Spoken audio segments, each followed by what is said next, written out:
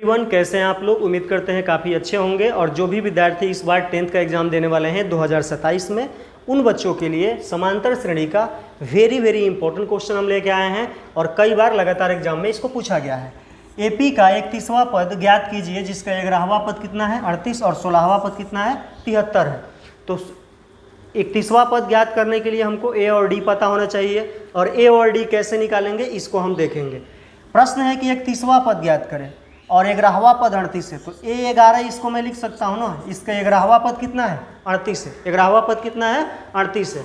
और A11 को मैं क्या लिख सकता हूँ, A प्लस कितना D 10D बराबर 38। और ये हमारा इक्वेशन क्या हो जाएगा, फर्स्ट हो जाएगा। क्या हो जाएगा, फर्स्ट। फिर शर्त 2 यहाँ पे दिया हुआ है, कंडीशन यहाँ दूसरा इसका है। शर्त 2 से क्या लिखा है कि 16वां पद क्या है बाबू 73 है। तो A16 का मान कितना दिया है 73। तो A16 को मैं क्या लिख दूंगा, A प्लस 15D बराबर का 73। इक्वेशन ये क्या हो जाएगा, सेकंड हो जाएगा। अब यहाँ से हम लोग समीकरण को हल करके A और D का मान ज्ञात करेंगे। तो लिखेंगे समीकरण 1 एवं 2 से, समीकरण 1 एवं 2 से क्या होगा इसमें, समीकरण फर्स्ट और सेकंड से। तो देखिए पहला इक्वेशन हमारा क्या है जी, पहला इक्वेशन हमारा क्या है, तो पहला इक्वेशन है हमारा क्या, पहला इक्वेशन है A प्लस 10D ना। थोड़ा सा पेन का कलर चेंज कर रहे हैं तो कोई दिक्कत नहीं है। A प्लस कितना है 10D है ना और बराबर का 38। और दूसरा हमारा क्या है A प्लस कितना D 15D, A plus 15D और बराबर का क्या है 73। ये दो इक्वेशन हमारे पास है। जब हम इसको विलोपन विधि से हल करेंगे, जब हम इसको कौन से विधि से हल करेंगे, विलोपन विधि से हल करेंगे, तो देखिए क्या होगा। जब इसको हम विलोपन विधि से हल करेंगे तो यहाँ पे आप देख रहे हैं कि A और A एक जैसा है, तो ये कटने वाला है, इसका चिन्ह बदल देंगे। इसका चिन्ह क्या करेंगे, बदल देंगे, माइनस लगा देंगे। प्लस है तो माइनस और यहाँ भी प्लस है तो माइनस, यानी अपोजिट साइन लगता है। इक्वेशन का क्वेश्चन जब भी बनाएंगे, इक्वेशन जब भी बनाएंगे तो अपोजिट साइन लगाएंगे कटाने के लिए। A और A यहाँ से कट जाएगा, 15 में से 10 घटेगा 5D और ये 15 बड़ा है तो चिन्ह माइनस का लगेगा। इसमें से भी घटाएंगे तो ये आएगा 35 और ये 73 बड़ा है तो चिन्ह किसका लगेगा, माइनस का। और D बराबर क्या हो जाएगा, यहाँ से माइनस का 35 और माइनस का 5, ये कट जाएगा तो D का मान कितना आ जाएगा 7 आ जाएगा। D का मान कितना आएगा 7 आएगा।